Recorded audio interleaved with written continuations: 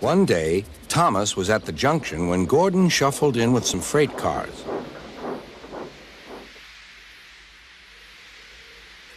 Phew, Remarked Thomas. what a funny smell.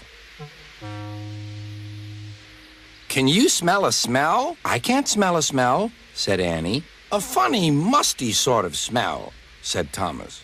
No one noticed it till you did. Grunted Gordon. It must be yours. Not long ago, he had fallen into a dirty ditch. Thomas enjoyed teasing him about it. Annie, Clarabelle, do you know what I think it is? It's ditch water. Before Gordon could answer, Thomas puffed away. Annie and Clarabelle could hardly believe their ears. He's dreadfully rude. I feel quite ashamed.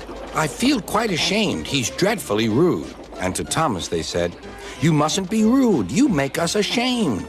But Thomas didn't care a bit.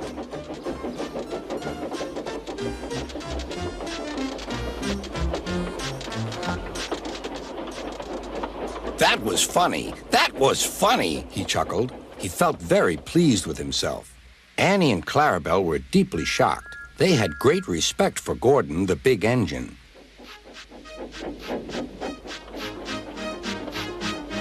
Thomas left the coaches at the station and went off to a mine for some cars.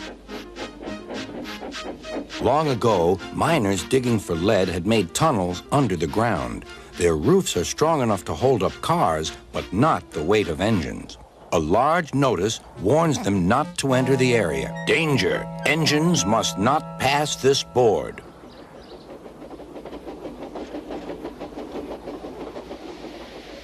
Silly old board, thought Thomas. He had often tried to pass it, but had never succeeded. But this morning he had made a plan. The fireman went to throw the switch. Now for my plan, thought Thomas. Bumping the cars fiercely, he jerked his driver off the footplate and followed them into the siding. "Come back!" yelled his driver. "Fire and smoke," said Thomas. "I'm sunk." And he was. "Oh dear," he said, "I am a silly engine." "And a very naughty one, too. I saw you," said Sir Topham Hatt. "Please get me out. I won't do it again." "I'm not sure. We can't lift you out with a crane. The ground's not firm enough. Let me see. I wonder if Gordon could pull you out." "Yes, sir," said Thomas, but he didn't want to meet Gordon just yet. Down a mine, is he? Laughed Gordon. What a joke.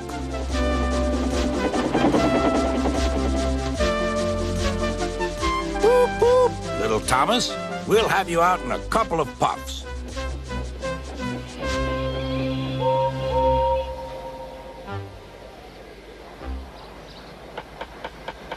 Strong cables were fastened between the two engines. Are you ready? Heave!